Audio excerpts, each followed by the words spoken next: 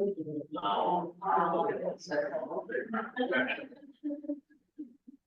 gonna try to get hold of him tonight, later on tonight. All right, so welcome to the September RARC meeting.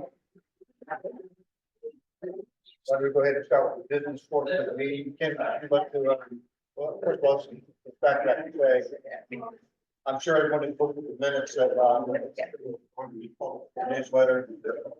Does anyone have any questions about the minutes or the newsletter? Comments, additions? If not, I would question a motion to approve. Second. Second. Everyone in favor? Now, Ken, could you please give a treasurer's report? Sure. Okay, treasurer's report. We started with $17,261.03. We had payments for 3 classes, so that's $66. We had 2 exacted, 1 in extra. That's 66, and we had no expenses. So $17,327.03 is the new balance. Let me real quick let whoever that was in, and then I'll tell you about the new balance. We have one to the club, Frank Humphreys, KN4XJ. He's in advance. So can I have a motion to accept it? So move. Second? Second. Favor? Aye. Thank you guys very much. Frank, you're here, Frank Humphreys? No, okay. Anyway, he's still a member. That's all I have. Any old business matters that anyone wants to talk about? Any updates from the schools? The tech class is made with 9 students, I believe it is. What do they count? I think it's 9. Tech? I think it's 9. It's 11. It was 11, well, it went up. Yeah, 2 people came in last minute. That's right, that's right. So George's got a full crowd, started last Tuesday night, I think it is. General, unfortunately, we only got 1 person, so we're not gonna be able to make that class. Extra, we've got 4, and we'll start October 1st. We've got 1 person who's interested in doing something, but that's as much as it gets, so that's where we are. October 1st, we'll start extra, and we're gonna go from there. Pretty good for fall. Fall is usually a slow season for us. Anything about the remote stations that working okay? Yeah. Paul, it's working okay, wasn't it? As far as I know, 80 meters for the. 80 meters was great. Have you seen any problems? No, I haven't seen any problem. But I still not. Oh, okay. I'm not sure that much pure plastic for all that. And I guess the repeaters are doing okay, and see it themselves. I'll do a check. All right, well, it's that time of year, well, they're excited about that, so we can't pass by this opportunity, so I wanted Gwen to step up and tell us about who our candidates are for the upcoming next month. The elections will be next month, I guess. The format, if I understand correctly, if I'm wrong, will be there'll be paper ballots. The people who are present will vote using their paper ballots. No, I'm just gonna do we're just gonna do like we did before. We went We through had that. paper ballots. No. Yes, we did. Because yes, we did. What time we did? Well, when I was elected, we had paper ballot. That's because you were on the birthday, but that's Right. right. I know this because Jim gave me the paper ballot. Oh, okay, sorry. There were paper ballots, and then the people who were on Zoom, an election worker pulled each of them individually and got their votes. And you can see that's not super bad, but it's not that you're gonna write their name on it. So those are the mechanisms of what's gonna take place. So either you're gonna be here or be on Zoom, unless somebody has a constitutional problem. So go ahead. I think, Ken, you pointed out that Zoom has a feature where people can vote by pushing a button on their screen, so are we going to use that? Maybe, I don't know. They can, They call it a survey feature. well, a poll, Poll, yeah. and we could do it that way. Or we could just, same thing, look at the display of everybody and count hands that are up for each of the the offices. Okay, The poll makes it a little easier. yeah, it records it for you too, you don't have to count hands. So, the club bylaws require there be a nominating committee every year, and that's a good thing, because a lot of times we have to beg people to apply for these positions and encourage them and bribe them and things like that, twist their arms. So this year, the nominating committee was Bruce McAllister, our outgoing president, Rick, and myself. So three old presidents, I guess, are for this year's nominating committee. We have a slate that I'm going to present to you, and then after I do this, then the floor will be open for additional nominations from the floor if you want to nominate anybody. But typically what happens, now I'm not saying it's going to happen tonight, but I kind of think it might, is that somebody will move to close the nominations at the conclusion of tonight's discussion of this. So there won't be any chance to add anybody at the election meeting, which will be in October. So if you want to nominate somebody and you have that person's permission, this will be the chance to do that, in addition to the slate that I'm going to tell you that the nominating committee. All of these people that I'm going to name off in the offices have agreed to serve. So there's no chance that they're going to say, "Oh, I didn't know I was nominated," because I have found out in radio clubs sometimes if you don't show up at a meeting, you get that's dangerous not to appear. So anyway, for the nominating committee proposes, and we will make a not formal motion to nominate these candidates in a moment. But for President, Daryl Basinger, WW4F. Daryl's not here tonight. He had a little conflict. He had to decide between taking his wife out to dinner for her birthday or coming to the radio club meeting. That's not a contest. He made the right decision. Right. And Lauren Ware for Vice President, WD4FMG. Raise your hand, Lauren. Everybody. Oh, you do? That's right, yeah. W4LEW. That's right, you got those on call. That's right, okay. And for Secretary, Will Jackson, KR4CE is... He is on a roller coaster at King's Dominion. King's Dominion, okay. Well, we don't want to... They made him a deal, Bush Gardens, they made him a deal, he couldn't resist. Okay. And for Treasurer, reprising his role, Ken Leidner, WD0L, right here. And there are two elected directors that the membership elects, members of the board of directors. One would be Volker Schweier, K4GNE, and there's Volker right there. And the other one is Dan Bryant, N4DOB. I don't see Dan. Oh, is Dan on Zoom, waving at us from Zoom up there, maybe? I'm home with the cold. Oh gosh, all right. Well, I'm home with the cold. thinking about you. Okay, so I move the nomination of these candidates for the respective offices. Is there a second? I second it. Okay, so they've been nominated. Now, if there's any additional nominations from the floor, we'll consider that now. And if there's anybody on Zoom, raise your hands. Okay, that concludes my portion. Now, Mr. Should we President. approve of these nominees? All we have to do is second them, and we have a second, but the election will be next month. But you have to close nominations. We need to, typically we I move give, that we close nominations. okay, is there a second to the motion to close the nominations? Second. Okay, now I guess we need to vote on that. All in favor of that motion to close the nominations? Aye. Okay. Okay, so anybody want to guess how this is going to turn out a month from now? Thank you. We will vote next month. So I wanted to thank those who have served, David Robinson as secretary, Steve Bowles was my appointed director, so that the next president will appoint his own, and then Gene Damon stepped in as the replacement when we lost John. So I appreciate their service, and I appreciate everything that Ken has done, not only as treasurer, but everything he's done for the newsletter and keeping us on the internet and keeping us straight from the parliamentary standpoint. So let's see, any other business before we, did you have something, Tom? Yeah, I have been asked by Kathy Velasco, who's the administrator for the church, to remind everybody that when we're here at night for glasses or whatever, you've got to keep the doors closed. It has to be a restricted access. So if you can't prop the door open, somebody, last week propped the door open, it was unsupervised, and one of the trustees saw it and complained, so please. Right, okay. I also wanted to thank Daryl for being vice president, I forgot about him.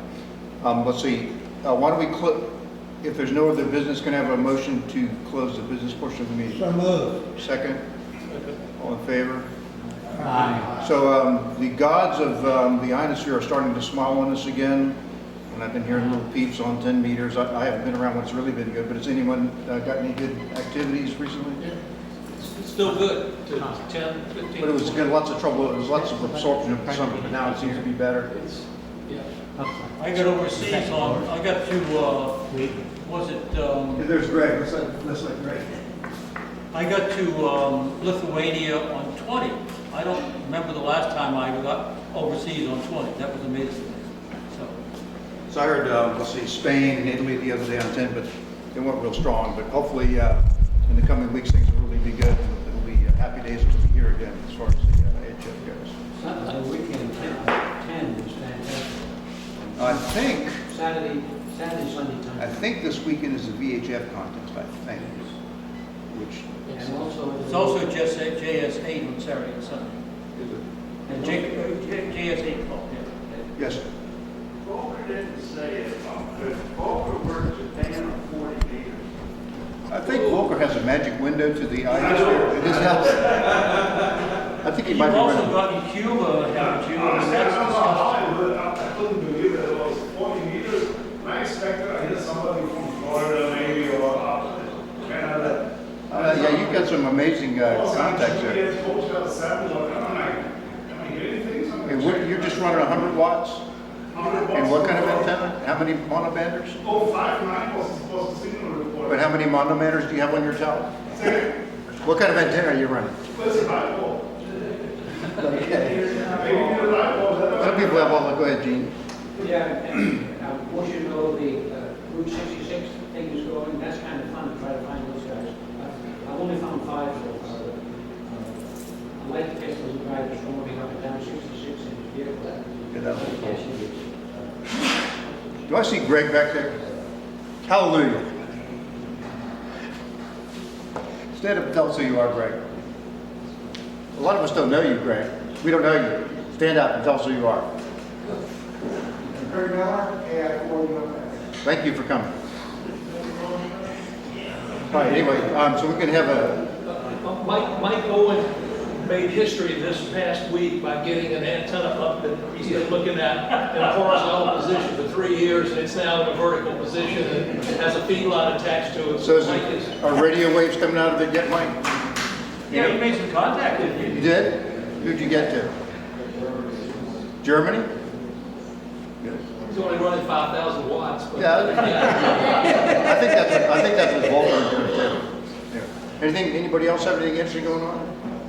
Anything going on with the deer, David? No, they're getting finicky now. All right. Now they're expecting dinner time and 3 different times a day. But I have foxes back. Anyway, so we have an interesting presentation tonight about people's vacation setups, and I don't know whether you want to kibitz for a while, and then maybe regroup at 7:30, or how's that sound? Yeah. All right, we're going to do that You then. might want to move it out of here. That's a little mill around for a little bit and Recording stopped. start our presentation. at I'm 7:30. going to do a quick show and tell that I forgot. I'm sorry. That's okay, no. I forgot to bring this last month, but this is a reason you should go to a ham fest, even if you think it's a waste of time. But Armand and I went to the Berryville Ham Fest in August, first Sunday in August, Berryville. And I was ready to wrap up, head home, and call it a day. I hadn't bought anything, and then I saw this little orange thing on a table, and there was a whole bunch of them. I walked over and looked at it, and I knew what it was because I have another one similar to this. This is an Agilent digital multimeter. It looks almost brand new. It's not brand new, but it's in really good shape. And these, you can still buy these from Mauser and DigiKey for $565 is the list price. They were $50. I had a table full of them. Now, my regret and his regret is, why didn't I buy more than one? But I did get one. Now, they didn't come with test leads. I had to buy the leads, and the leads cost almost as much as the meter, but it's still a great deal. So go to the Ham Fest, look around, and even if you don't think you need it, you might find something that, you know, is a little hidden gem there. And and the other thing I forgot to do is get this guy's name and call sign. He came down from Long Island, New York, he said. And he said, I don't go any farther south than this. And, you know, I go to the Ham Fest up in the New York area, but I had all these meters and I thought about selling them on eBay. But I decided, well, I'll just take them to the Ham Fest. Maybe I'll sell a couple of them. And So these all the same model or different model? had two different models. He had the $50 model and he had the $75 model that had a recording function, which is a... So why was he selling those? He bought them as a lot. He said they were a trade-in. He said, I bought a large quantity and I got, you know, 50 of them, and I thought about selling them on eBay individually, and that was too much trouble. So he said, I'll just take them to a few Ham Fests and sell them quickly without having to ship them or anything like that. So anyway, well, it was well worth all the trips to Berryville when I bought a tank of gas and didn't buy anything, but it paid off this time. So go to Ham Fest and look under the trees and see what you find. You should bring that one tomorrow. You should bring that one to the hand. Yeah, I'll have a table full of these tomorrow at the tailgate fest tomorrow morning. All right, so we can mill around with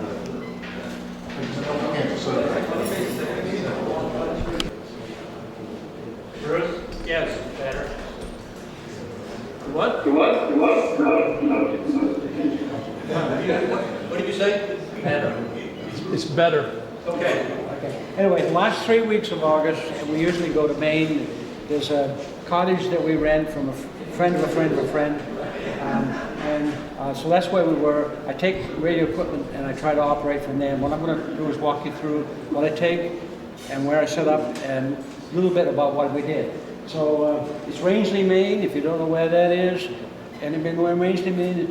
New Hampshire's here, Quebec's here, it's right there, up in the southwest, the northwest corner of Maine. Next.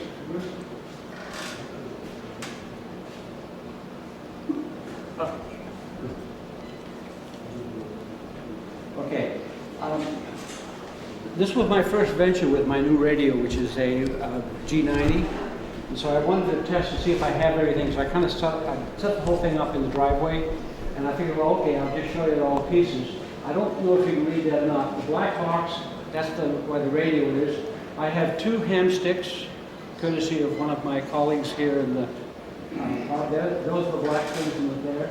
I have and you'll see it over here, kind of on the left there is a power supply that I built that has I think an 8 amp battery in it, and it's enough to keep this thing running. And some odds and sods there, a toolkit that I carry, and shows a PC there. That PC is one of this little guy, and as of today, it died. This afternoon, when I went to try to use it, all the keys on the right-hand side were dead. So I guess I'm into getting a new PC. Okay, fire next. So there's the venue. Viewing from the cottage where we live, you can see the swing down there. That's important. We've got to keep that swing in view. And there's a picnic table on the right there. Okay? So your house is back here, and that's looking down, and that's the lake. That's Rangeley Lake. That's just about 5 miles across there, so it's a pretty big lake. Okay? Next, please. The other next. Okay. And that's kind of a setup at the picnic table. Okay, the radio, the G9 is here, and you see the power supply and some odds and sods around there. Okay, got to be hard to see, but see the ham stick in the middle? If you look carefully, it's down there on the crossbar on the swing set. There's a trailer hitch mount. Okay. And what I do is, normally when I just stick it on my truck, put it in the trailer, ground it out to the chassis, and use it. So what I do is, I can't see it, but I lash that thing to that crossbar with a bit of string or rope, and I run a piece of copper wire out and fool around to it until I get a resident. And I think that's the 20 meter setup. I ran the first night, I set it up as 20 meters, but I also have a 40 meter hamstick with me, and I swap back and forth. And I'll talk a little more bit about it. But anyway, I've used that for a couple of years. It's amazing how well it works. And I'll talk a little bit about how well it worked this year. Okay, next. Now, that's what we got. Something I got into this year, I built a 20 meter end fed based on a QRP guy's little kit. And I ran it from the top of the swing set up to the top of the building. I think that was a mistake. It didn't work anywhere as near as well as I thought it should. But you can see the cable, the coax runs over to the picking cable. It ran from there up to the top of the house. All right? So that was my second. So once I was fully set up, this was running 20 meters, and the hamstick was running 40 meters. Okay.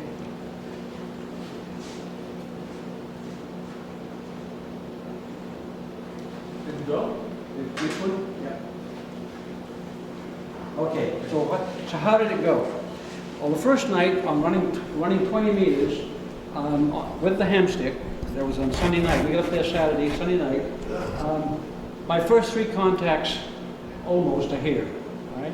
This guy in Germany was really fun because I hit him first, and he said, "What are you running?" I said, "Well, I'm running 15 watts on a 15 watts on my G90." He said, "Oh, just a minute." He said, "I'm seeing you about F3. Hold on a minute."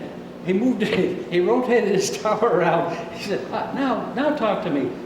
I was getting him at about F7, he was getting me about F7 as well in Germany. But when I'm running 15 watts and on a hamstick, I don't think that's bad at all. And as you see there, I got the guy in Ireland, got the guy in Netherlands, and then a couple of nights later, I think, when I got the guy from Italy, just a sample of how well it worked, at least on the vertical. Okay? When I switched to the end fed, I just couldn't seem to get the same results. I got a lot of Porter sites, I got a lot of US sites. I don't think I got anybody on the 20 meter end fed in Europe. They were coming in loud and clear. There was a guy from Kuwait that I desperately wanted to try to get. He was blasting me, blasting my ears with the signal. But so many people were trying to interrupt, and I just was not setting up enough power. So I did a lot of prototypes, did that. Now, there's one guy in this shop here who's put me on to this QRP net on Sunday night. Now, if you haven't played with that, it's worth it, right?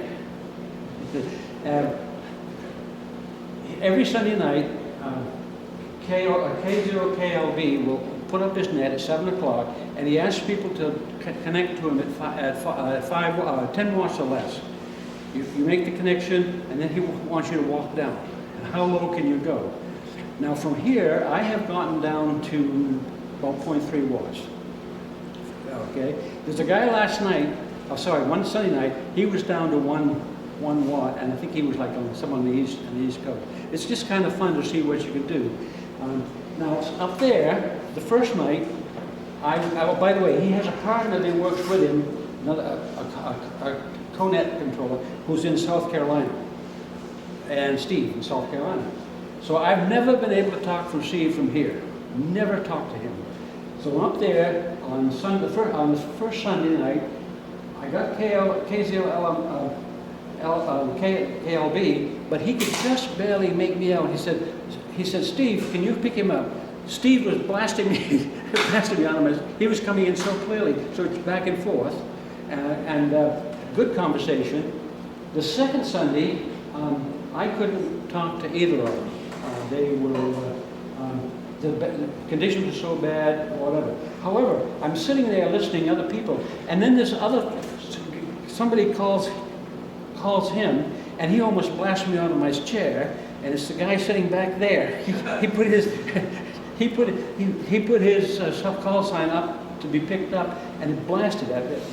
I was always tempted to see if he could hear me. But as I say, I got down to 1 watt with Steve on that first night. which is, I think, pretty good. On the G9, that's as low as you can go.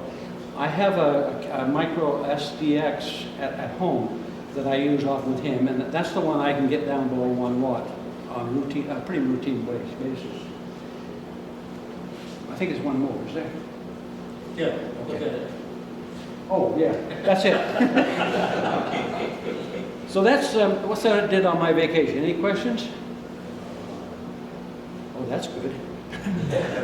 Can you say more about the end fed and why that didn't work? And what I don't, well, I think, I don't know for sure, but you saw how I oriented that between the swings and the house? That's pointing almost, let's see, that's east-west. Yeah. And right behind the house, there's a ridge. Very tall. It goes, the lake's at 1300, and the ridge is about 22. And I think what I was doing, I was pointing straight into what's called Ball Mountain. I think I was pointing straight into Ball Mountain in that direction. So I was picking up some stuff off to the north and to the east a bit. But I didn't seem to be able to get anything. And that one, I was hearing Europe clearly, but I wasn't getting out. I think that's what it was. I'm going to play with that antenna some more here because something may be broken as well. I don't know. Yeah. Okay? Thank you all. Right? Thank you.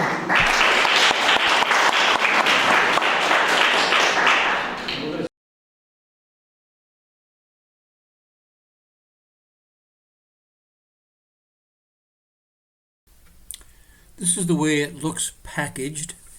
The red device you see, the red bag, has the radios in it. The little small black bag has the SWR meter, which you kind of need. And then the long black bag contains the Wolf River Coils whip antenna. That bag actually is a bag designed for tripods that I bought for a few bucks off Amazon. Here you see it opened up so you can see a little bit of the contents. Now this is the Wolf River Coils whip kind of pulled out of the bag. You see the bag on the left, and then you see that coil of wire, which is actually the 3 radials. Then beside it you see 3 small rods. Those are actually the tripod legs that screw into the bottom of the coil, which you see next to it. Then the long aluminum rod you see is actually the whip. On the far right is the coaxial cable, which actually hooks into the bottom of the coil. And then below it, in a bag, you see some C-clamps, because sometimes you have to clamp it to stuff. So that's what that's all about. Here it is with the legs for the tripod screwed into the bottom. And then you see the clamps that I have to hook up the 3 radials. It doesn't come with those. I bought those, they're called battery clamps, and I got those at Lowe's and put them on the radial so it's a little easier to clamp on and off. This is a close-up of the radials clamped on. Of course, you spread them out a long distance from here, but I'm doing this in a hallway, so you really don't have much space. So this is how you put the whip on the top of it. You just kind of screw it on. You can see that collar there on the coil, which I'll tell you more about here in a second. So that collar you see down the bottom of the coil is actually how it picks up off the coil. Down there at the bottom, it adds enough inductance from the coil so the whip is tuned for about 80 meters. Up towards the top of the coil, it's for the 40 meter band. And then what you do is put it to the top of the coil and begin shortening the whip itself, which is 103 inches long, I think. You shorten the whip itself to tune it up for the other bands. Now I find it necessary to take along a SWR meter to tune it with. I know about where everything should go for the various frequencies, but it's pretty tough to do without this. So I plug this into the radio. I'm having a hard time tuning it here because I'm really too close to the antenna. I found when I tune it, I need to have the radials all the way out because the radials make a big difference on how you tune it. and then you need to stand, several feet away so you don't have too much effect on the antenna. You make some adjustments in the antenna. You get it to approximately the right location, which I know what it is. Then you step back from it, see where it is, and then go in and make small adjustments till you get it to where you want it. This particular antenna analyzer lets you do a graph, and I find that useful as well. There are a lot of little antenna tuners you can get that will do this sort of thing. This is a German kit that I bought several years ago. They no longer make it, but you can find on a lot of Chinese kits that are pretty decent and fairly inexpensive.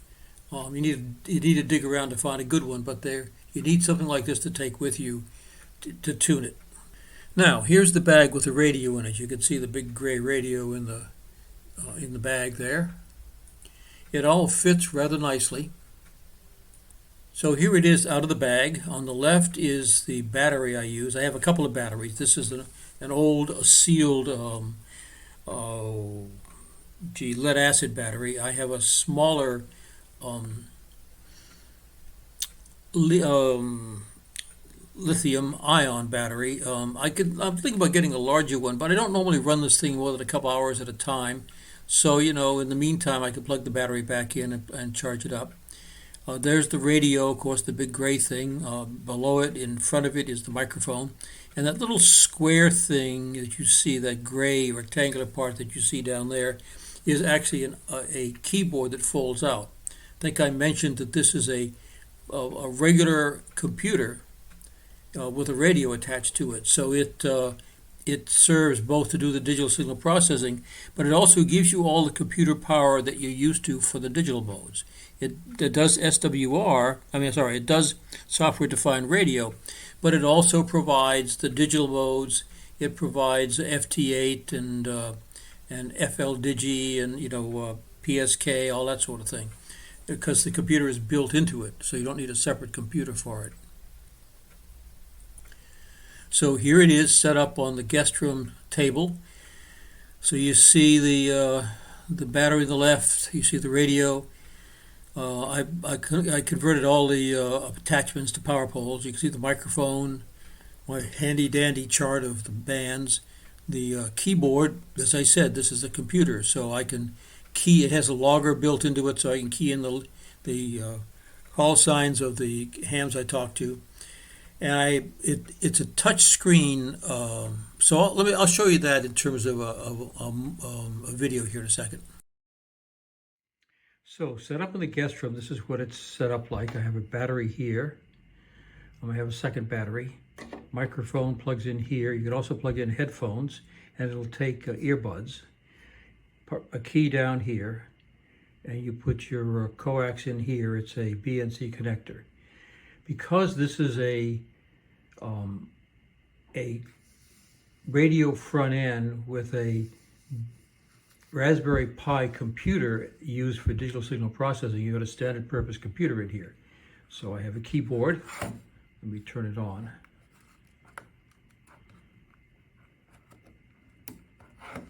And open it up. And I'll turn on the radio. When it comes up, you'll see a fairly standard Raspberry Pi kind of screen.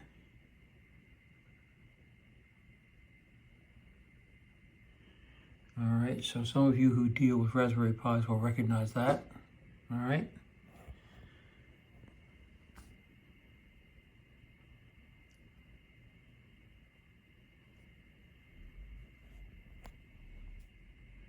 This has a trackpad on it, which for some reason it sometimes takes it a second to deal with the computer. So I have it's touch screen, so I can touch the screen and start the radio portion of it. Now, because it's a standard Raspberry Pi, it has all the things you can think of, like has an Office app, and it has digital. It has everything you can think of you'd have on a regular computer. So So you can use it as a regular computer without the radio on. It has 2 modes, and hopefully I'll show you that in a better way later. I'm going to move in a bit. This is I don't have an antenna hooked up to it at the moment because I got it in the guest room. But anyway, you have a web access as well, which is a little bit prettier arrangement. Let's see if I tap that right.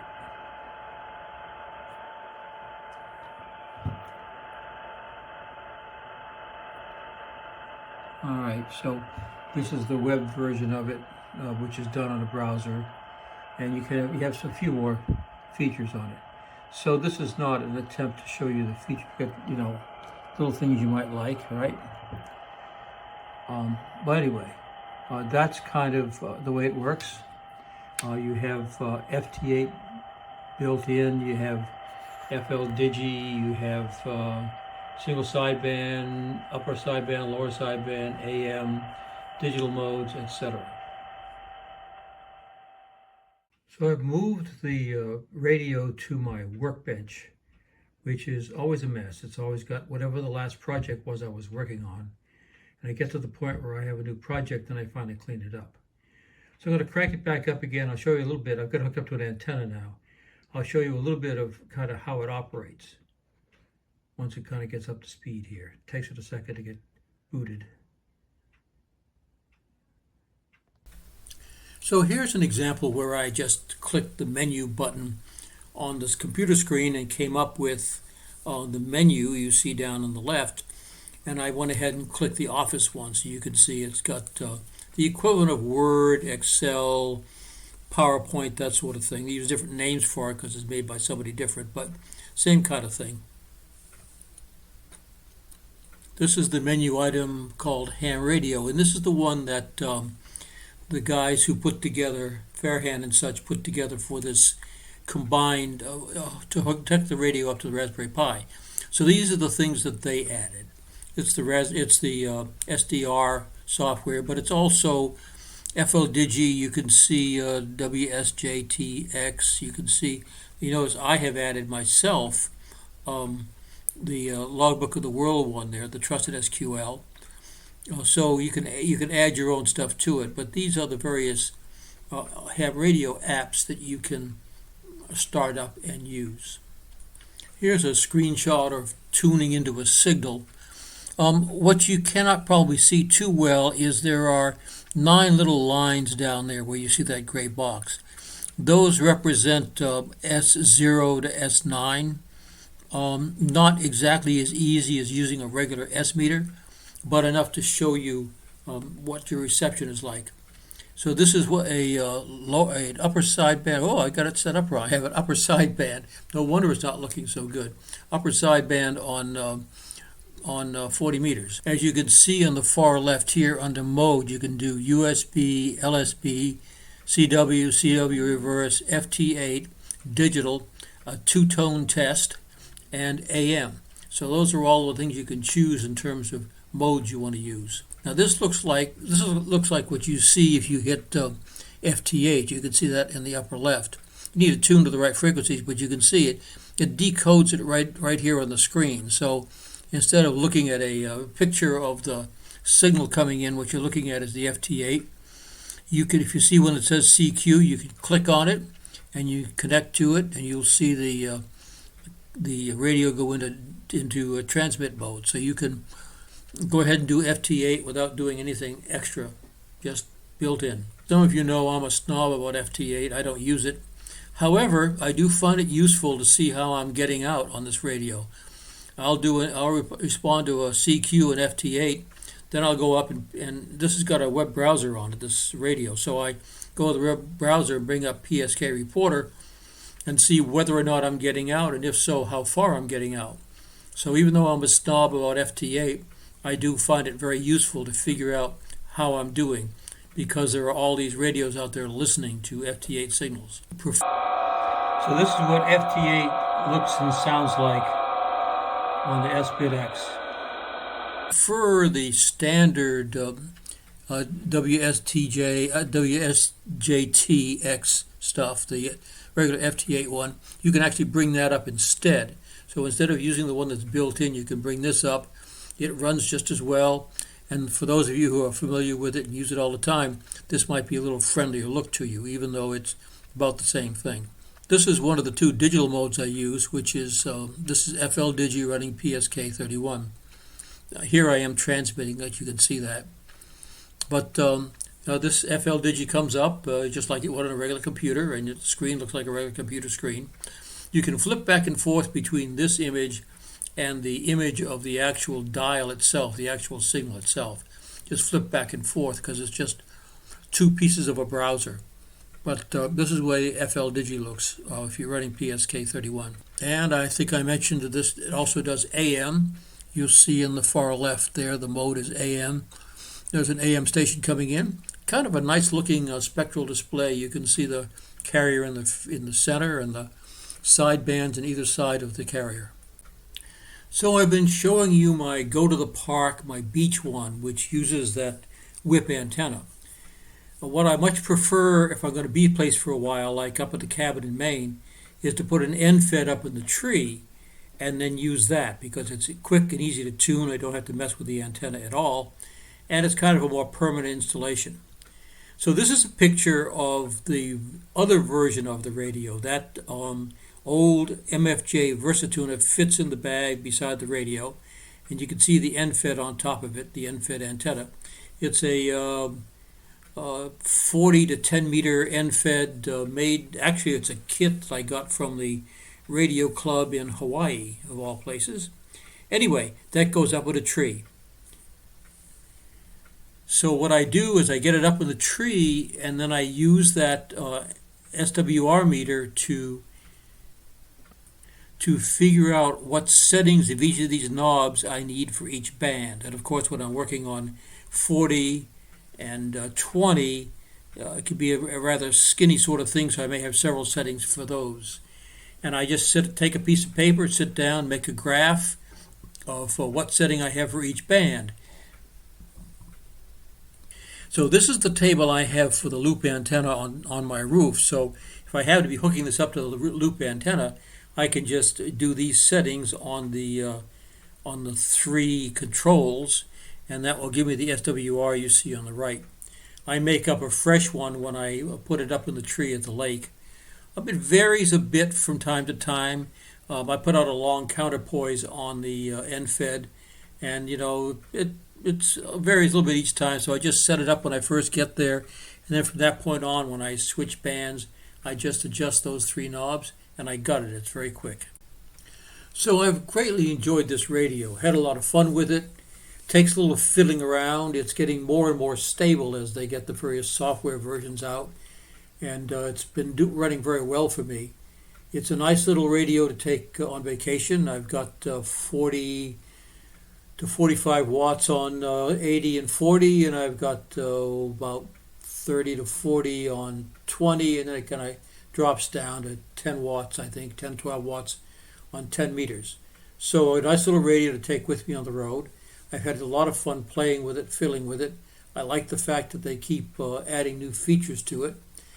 And I like the fact that I don't have to take a separate computer. I just take the radio, and I got the computer built in, and I don't have to mess with any other stuff. I can put things on Logbook of the World. I can put things on QRZ. I can, do all my digital modes, the whole bit. So it's a nice little radio. I've enjoyed it. Had a lot of fun with it, and I've enjoyed showing it off to you. So it's quite different from Gene's, and if you don't like to fiddle with stuff and deal with new versions, then you probably aren't going to want this one. But and by the way, they cost about $400. So if you want to know how much they cost, that's about what they take. So if you're interested, look up HF Signals. It's an Indian company run by Asher Farhan, and he can help you set the thing up. If you have any questions, I'll try and answer them and as best I can. This is Whiskey 4 Bravo Romeo Uniform saying 73. And that's all I can think of to tell you at the moment. Any questions? Does the SBITX come with that enclosure?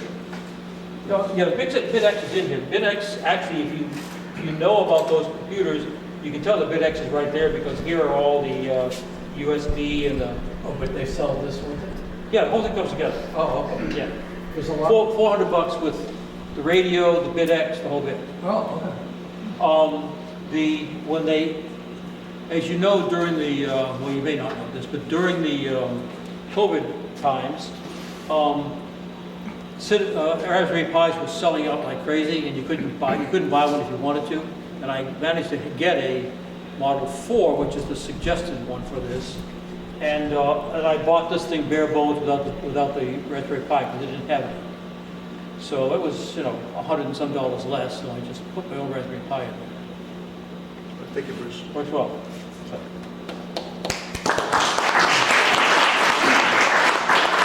And these are obviously for you all to look at, so.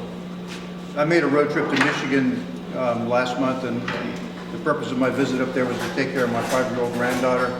I helped take care of her, so I knew I didn't have a lot of operating time, so I decided to be very efficient with QRP. So I said, what one band is most likely to work well on QRP, be open most of the time, and be for contact. So I decided to go with 17 meters because it's not a big band, it's not full of people, but when conditions are good, it's open most of the day. Now, I'm a proponent of using full-size antennas on QRP.